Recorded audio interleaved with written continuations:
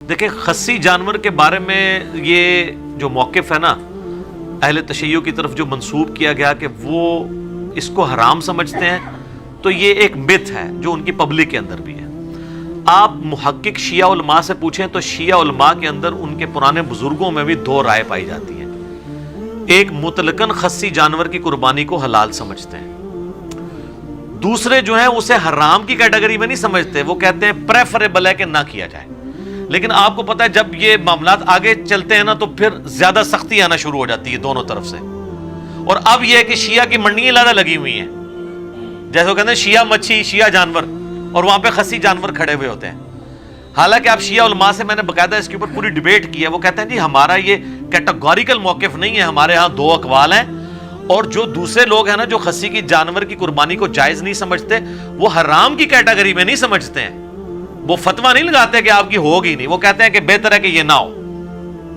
جماعت المسلمین والے تو خیر بہت سخت ہیں، اہل حدیث کا ہی ایک ٹوٹا ہوا ایک سب سیکٹ آپ کہہ لیں، اور وہ کہتے ہیں چونکہ یہ بھی ایک عیب ہے جو جانور کے اندر موجود ہے، وہ کہتے ہیں انسان میں اگر یہ عیب ہو خصی ہونا سیکچولی ڈسیبل تو یہ عیب ہے تو جانور میں کیوں نہیں ہے، یہ وہ لاجک پیش کرتے ہیں۔ دیکھیں اس معاملے میں میرا موقف پہلے کافی سخت تھا، لیکن میں نے ان 5-7 سالوں میں کافی اس کے اوپر ایمفسائز کیا ہے، تو میں اس رزلٹ پہ پہنچا ہوں کہ اس میں آپ کو سختی نہیں کرنی چاہیے۔ اگرچہ جب میرا سخت بھی موقف تھا نا تو میں نے اس وقت بھی کہا تھا کہ اگر کوئی قربانی دیتا ہے ہم اس پہ فتویٰ نہیں لگاتے، نہ اسے یہ کہتے ہیں کہ اس کی قربانی نہیں ہوگی۔ یہ اکتوبر 2012 میں میرا مسئلہ 52 ریکارڈ ہوا تھا۔ پہلے تو آپ اس کو سمجھ لیں کہ یہ خصی جانور کو عیب کے طور پر جن لوگوں نے دلیل کے طور پر پیش کیا ہے تو اس کی اصل دلیل تو ہے قرآن حکیم میں، سورہ نساء کی آیت نمبر 119، جس میں آتا ہے کہ شیطان نے کہا تھا کہ میں لوگوں کو ابھاروں گا کہ یہ جانوروں کے چیریں گے، بتوں کے نام پہ چھوڑتے تھے۔ اس میں آگے الفاظ ہیں وَلَآمُرَنَّهُمْ فَلَيُغَيِّرُنَّ خَلْقَ اللَّهِ، میں انہیں ضرور ابھاروں گا کہ تیری بنائی ہوئی تخلیق کو یہ بدلیں گے۔ تخلیق بدلنے میں ہر وہ کام داخل ہے جو نیچر کو آپ ہٹ کے کوئی کام کرتے ہیں، چاہے وہ کان چیر دیں، چاہے وہ آپ سینگ توڑ دیں کسی کا، ٹھیک ہے۔ اور اسی کیٹیگری میں تفسیر طبری جو اہل سنت کی پہلی تفسیر ہے ابن جریر طبری کی، انہوں نے اسی آیت کے کانٹیکسٹ میں لکھا ہے صحیح سند کے ساتھ کہ انس ابن مالک کہا کرتے تھے ابو صحابی رسول ہیں، سنی شیعہ سے بلند ہیں وہ، کہ جانور کو خصی کرنا اس کی تخلیق کو بدلنا ہے۔ مصنف عبد الرزاق میں، المصنف ابن ابی شیبہ میں، سنن الکبریٰ البیہقی میں، سر ان 3 کتابوں کے نام یہ رٹ لیں آپ، یہ 3 کتابیں جس میں آپ کو صحابہ اور تابعین کے اعمال اور افعال مل جائیں گے۔ مصنف تو کہتے ہی اس کو ہیں جس میں کثرت کے ساتھ صحابہ اور تابعین کے ہوں، مصنف ابن ابی شیبہ، مصنف عبد الرزاق اور سنن الکبریٰ البیہقی، اس میں آپ کو کئی تابعین کا ملے گا کہ وہ جانور کو خصی کرنے کو حرام سمجھتے تھے، اور کئی کہتے تھے یہ جواز کی حد تک ٹھیک ہے۔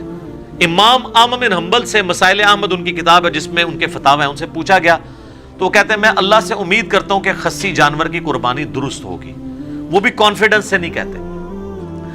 رہے ہمارے اہل سنت میں تو وہ ایک حدیث کو لے کے پھر رہے ہیں جو سنن ابی داؤد میں، اور روایت تو ضعیف ہے کہ نبی صلی اللہ علیہ وآلہ وسلم نے 2 چتکبرے سینگوں والے مینڈے، کالا چٹا یعنی ان کے اوپر وہ بنے ہوئے تھے نشانات، وہ قربان کیے جو خصی بھی تھے، یہ ابو داؤد میں حدیث ہے۔ اس کا ایک حصہ تو صحیح مسلم میں ہے کہ آپ علیہ السلام نے 2 چتکبرے مینڈے سینگوں والے کو قربان کیے، اور آپ نے ان کو پہلو کے بل لٹا کے ان پہ پاؤں رکھ کے بسم اللہ واللہ اکبر تکبیر پڑھ کے ان کو ذبح کیا۔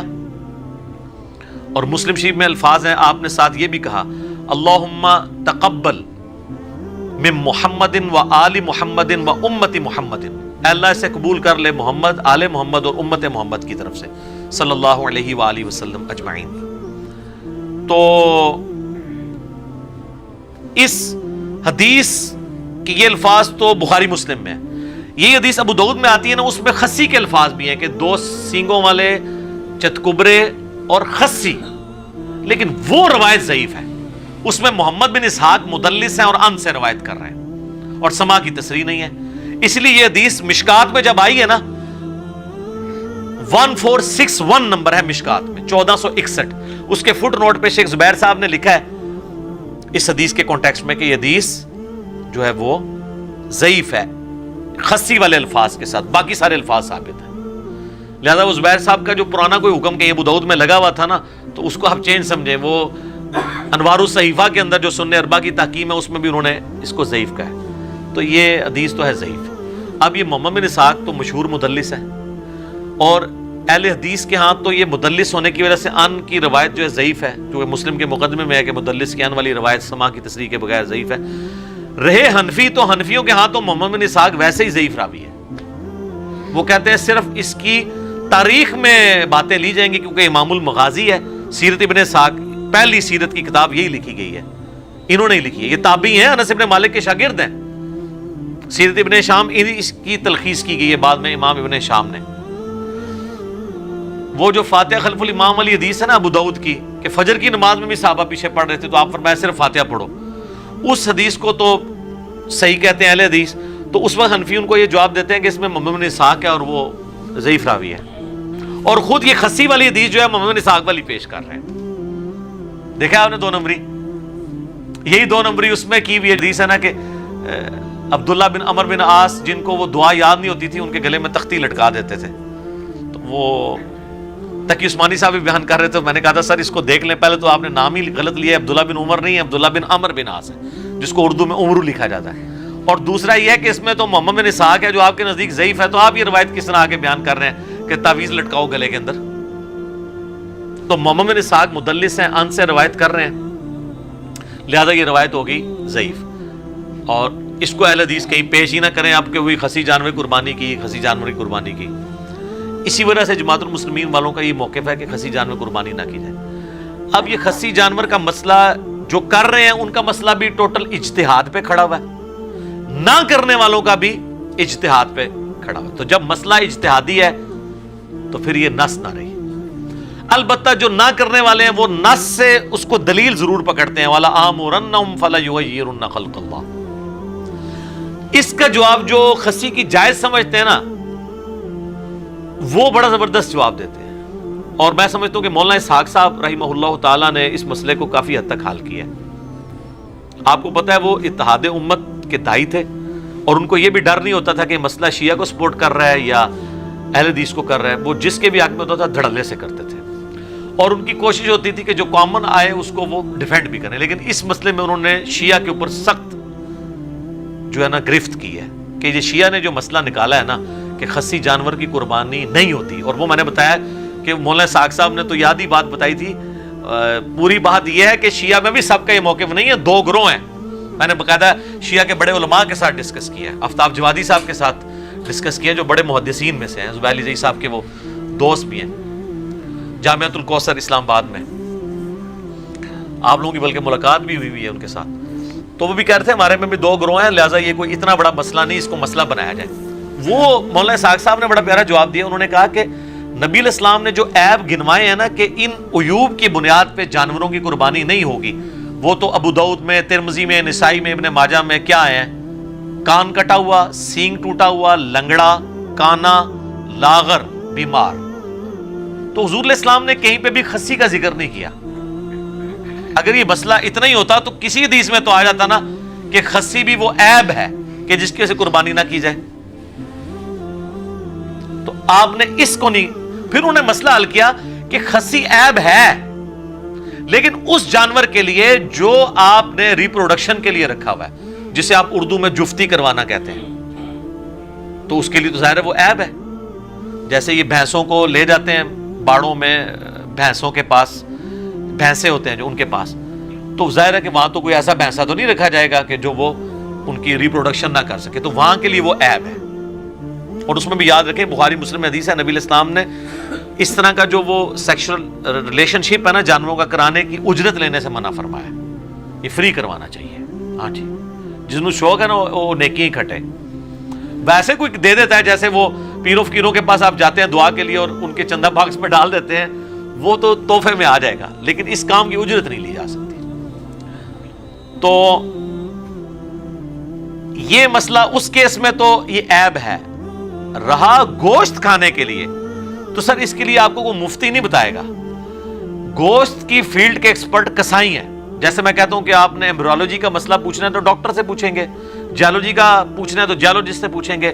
آپ ذرا جو گوشت کے ایکسپرٹ لوگ ہیں ان سے ذرا پوچھیں کہ جانور کا خصی ہونا, اس جانور کا جس کا گوشت آپ نے کھانا ہو, یہ اس کے حق میں عیب ہے یا خوبی ہے؟ تو آپ کو بتائے گا کہ خوبی ہے, کیونکہ اس کی وجہ سے جانور موٹا تازہ ہو جاتا ہے. تو شریعت کو لاغر جانور مطلوب ہے قربانی کے لیے گوشت کھانے کے اعتبار سے, یا موٹا. اچھا, باقی آپ کو پتا ہے کہ وہ جو جس کو آنڈل بکرا یہ کہتے ہیں, یعنی نان خسی جو بکرا ہوتا ہے, عام بکرا, اس کے گوشت کا بھی وہ کہتے ہیں کہ اسمیل وغیرہ کا ایشو ہے. خیر وہ آج کل وہ بھی ٹیکے آ گئے, اور ٹیکے لگا دیتے ہیں, اسمیل ویسے ہی مر جاتی ہے, وہ ایشو اب چھوٹا رہ گیا. تو اس اعتبار سے اگر دیکھا جائے تو خصی ہونا قربانی کے جانور کے لیے, لیکن یہ مسئلہ میں اجتہاداً بتا رہا ہوں. آپ جس جعلی روایت کو لے کے چل رہے ہیں نا کہ یہ سنت ہے, وہ تو بالکل غلط ہے. وہ ابو داؤد والی روایت ضعیف ہے, محمد بن اسحاق کی تدلیس ہے. مشکات میں 1461 نمبر 1461 مشکات میں فٹ نوٹ پہ آپ دیکھ لیں, کیونکہ میرے اوپر بھی انہوں نے ہنگامہ کھڑا کیا کہ یہ کہتا ہے حدیث ضعیف ہے.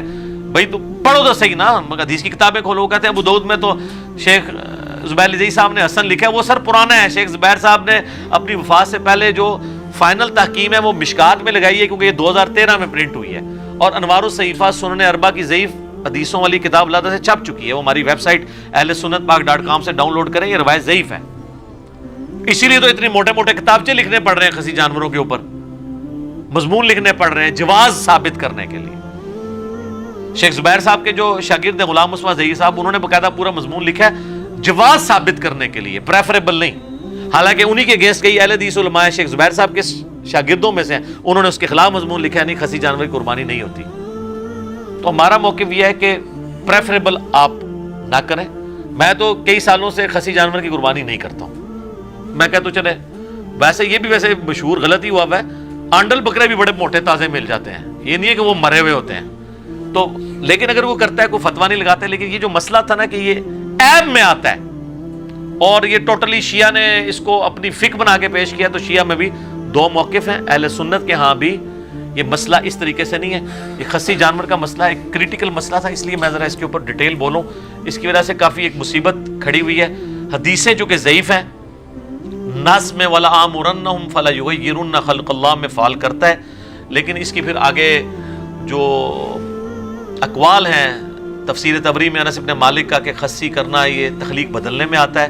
اس صورت میں جب آپ نے وہ جانور جفتی کے لیے رکھا ہے, اگر گوشت کے لیے رکھا ہوا ہے, پھر یہ اس کے لیے عیب کے طور پہ شمار نہیں ہوگا, کیونکہ تابعین میں کئی لوگ اس کے قائل بھی ہیں. یعنی یہ اختلاف شروع سے چل رہا ہے, لہٰذا اس کو سنی شیعہ کے بجائے سنیوں میں بھی آپس میں اختلاف ہے, شیعہ میں بھی اختلاف ہے. تو آپ اگر اختلاف سے بچنا چاہتے ہیں ضرور بچیں, لیکن اس کے اوپر حرام کا فتویٰ نہیں لگائیں گے. مسئلہ اجتہادی ہے. یہ وہ عیوب نہیں ہیں جن کو نبی علیہ السلام نے کیٹاگوریکلی مینشن کیا ہے, جو ابو داؤد ترمذی نسائی ابن ماجہ میں ہے. سینگ ٹوٹا ہوا, کان کٹا ہوا, لاغر, کانا, لنگڑا, اس میں یہ فعال نہیں کرتا ہے. لہذا جماعت المسلمین والے تھوڑا اس مسئلے میں غلوف کرتے ہیں, شیعہ میں بعض لوگ غلوف کرتے ہیں. اس غلوف سے بچیں. آپ نے نہیں کرنا, نہ کریں. لوگوں کو یہ نہ کہیں کہ آپ کی قربانی نہیں ہو رہی. تو اگر آپ کرنا چاہتے ہیں تو آپ ضرور کریں, ہم آپ کو کچھ نہیں کہیں گے. خود ہم کوشش کرتے ہیں کہ ہم خصی بکرے کی قربانی نہ کریں, ہم احتیاط والی سائڈ پہ رہتے ہیں. لیکن مسئلہ پھر میں بتا رہا ہوں یہ اجتہادی ہے, یہ نس والا مسئلہ نہیں ہے. اور اگر آپ دلائل کو اگر دیکھنا شروع کریں تو مجھے مولانا اسحاق صاحب کا موقف مضبوط لگا کہ جو گوشت کے لیے جانور ہے اس کا خصی ہونا اس کا عیب نہیں ہے, اور جو جفتی کے لیے جانور ہے اس کا خصی ہونا اس کا عیب ہے. تو تھنک آؤٹ آف باکس کریں تو آپ کو کئی ایک چیزیں خود بخود کلیئر ہو جاتی ہیں. لہٰذا یہ اجتہاداً میں اس کو سمجھ رہا ہوں کہ جائز ہے. نس جو ہے نا وہ روایت ابو داؤد والی کمزور ہے, آپ جہاں سے مرضی لیں وہ روایت کمزور ہے. اس کی جتنی اسناد ہے سب میں محمد بن اسحاق مدلس ہیں اور ان سے روایت کر رہے ہیں. تو اس کی بنیاد پہ نہیں بلکہ تابعین میں سے کچھ لوگوں کی بنیاد پہ اور باقی دلائل کو دیکھنے کے بعد یعنی اس کا جواز موجود ہے. ٹھیک ہوگا جی, جزاک اللہ خیر.